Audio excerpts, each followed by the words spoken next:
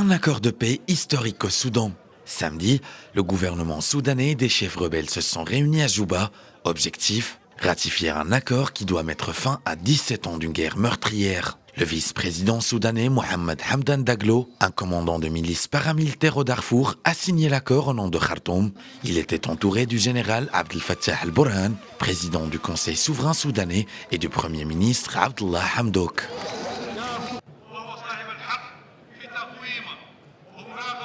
Il est de notre responsabilité collective de mettre en œuvre cet accord de paix sur le terrain.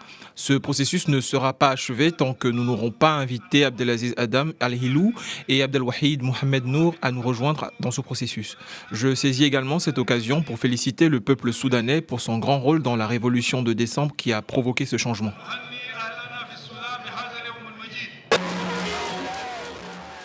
Paraphé le 31 août dernier, le texte a été solennellement signé ce samedi en présence de chefs d'État africains, dont le président de la République du Soudan du Sud, Salva Kiir, et de représentants de l'Égypte, du Qatar et de l'Arabie saoudite.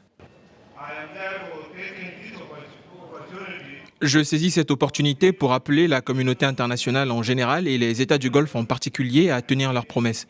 Je les appelle à soutenir la mise en œuvre de cet accord de paix.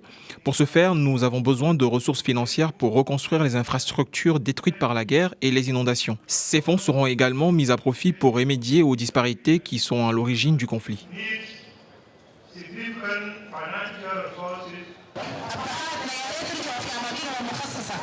Sous le régime Béchir, les rebelles issus de minorités ethniques s'estimaient marginalisés dans un pays confronté à une grave crise économique, le Soudan ayant été notamment amputé des 3/4 de ses réserves pétrolières depuis l'indépendance du Soudan du Sud.